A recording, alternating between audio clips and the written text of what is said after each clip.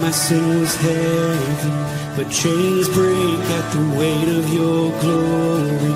I needed shelter, I was an orphan. Now you call me citizen of heaven. When I was broken, you were my healing. Now your love is here and I'm breathing. I have a future, my eyes are open. 'Cause when you call my name,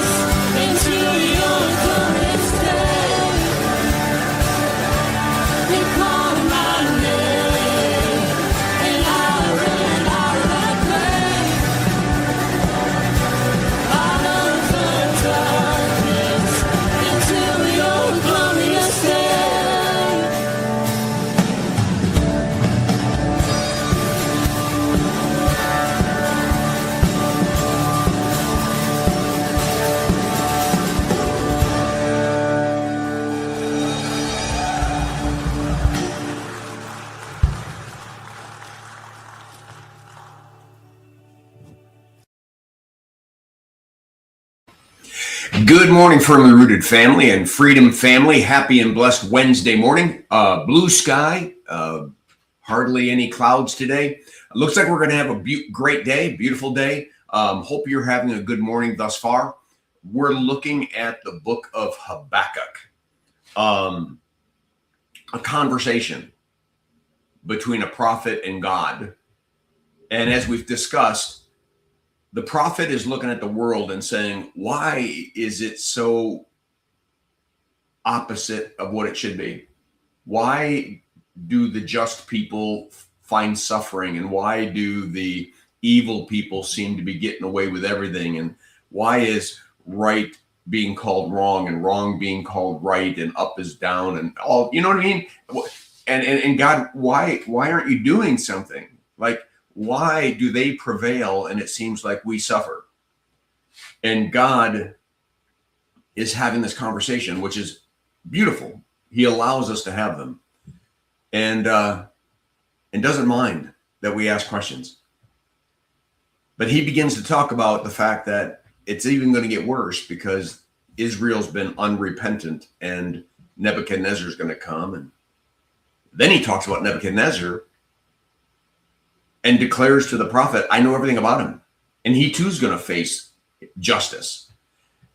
And so in the midst of this conversation, God is just declaring that I'm in control and that I am unchanging, that I'm good, I'm faithful, I'm loving. And even though your eyes might be deceived in the moment, don't trust it.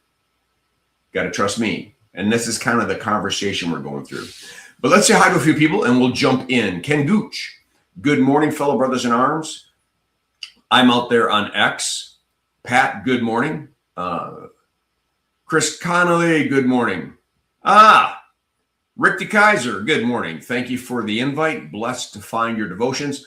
Rick is actually in-house. I mean, literally in my house. My best friend from high school came to visit. Today's his last day, and he's going to be going back tomorrow, but we've had a great time.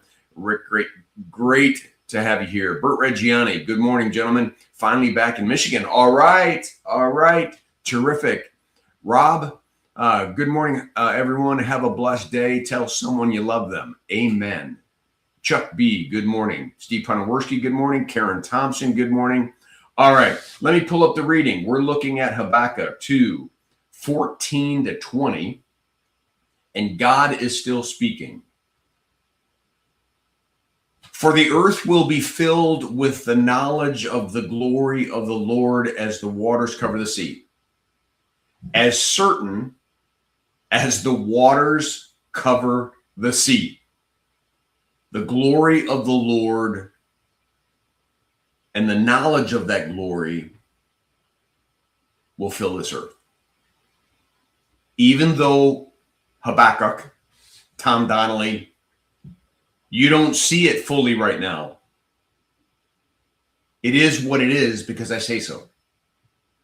I've never betrayed you. I've never lied to you. Everything that I've ever said has been true. Everything I've ever promised, I've done. So sometimes we see better with our eyes closed, right? Paul says we walk by faith and not by sight. Verse 15, woe to him who makes his neighbors drink. You pour out your wrath and make them drunk in order to gaze at their nakedness. This idea that society can get really twisted up, especially when an unbelieving society or a weak faith society begins to just get caught up in the chaos rather than seeing God in control, and you'll turn all sorts of crazy. We will drunken and drug ourselves into oblivion in order to not see what's going to come tomorrow anyways, but we think somehow we're escaping it, and it all gets kind of silly. Verse 16, he says, you will have your fill of shame instead of glory. Drink yourself, and show your uncircumcision. The cup of the Lord's right hand will come around to you. And he's talking about judgment, right? And utter shame will come upon your glory. He's telling the prophet that although Nebuchadnezzar is going to be used as a tool he's also going to be severely punished because of his lack of faith and his demonic way in which he begins to rule other nations and treat other nations. So God is saying, I'm aware of everything that's going on. I see it. It doesn't escape me. But I'm still the one in control, and I will work things to my will. My will be done. Verse 17, the violence done to Lebanon will overwhelm you, as will the destruction of the beasts that terrify them. For the blood of man and violence to the earth, the cities of all who dwell in them. Look at the violence used twice there, destruction used. One of the things that I would love for the Christian church to understand is that when we see violence, it's Satan. God doesn't need violence because truth is powerful in and of itself. Satan needs violence because he has no truth. So if we blindly believe what Satan says, he's good and we're condemned, but everything's good. But as soon as his lies are challenged, his only option is violence. So when a society gets violent, it's because they don't have any truth to back up their position, so they just want to crush you. This is what happens when a society turns demonic and turns away from God. And Nebuchadnezzar is going to pay the price.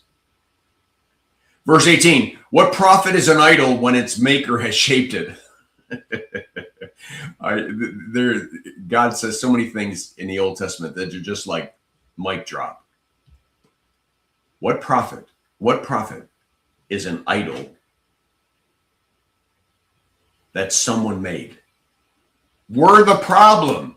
If we're the problem wanting a solution, it can't be in something we make. It's got to be something higher than us, bigger than us.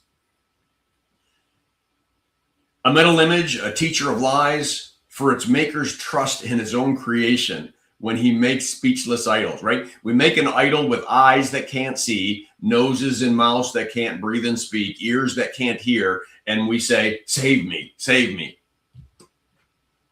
Verse 19, woe to him who says to a wooden thing, awake, to a silent stone, arise. Can this teach? Behold, it's overlaid with gold and silver. Hold on a sec. I think I'm right to the end there, right? Yes. It is overlaid with gold and silver, and there is no breath in it at all. But the Lord is in his holy temple. Let all the earth keep silent before him.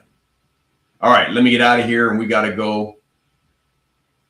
Let all the earth keep silent before him. Close your eyes. Ignore the noise and the craziness of the world out there and know that you are connected to the King of Kings and the Lord of Lords, the Alpha and the Omega, the first and the last. He speaks and the earth melts. He's for you and not against you. And now start to see through those lenses as we walk through our day-to-day. All right, we'll leave it at that. Blessings on your day. Make it a firmly rooted day, and may someone see Jesus in us today.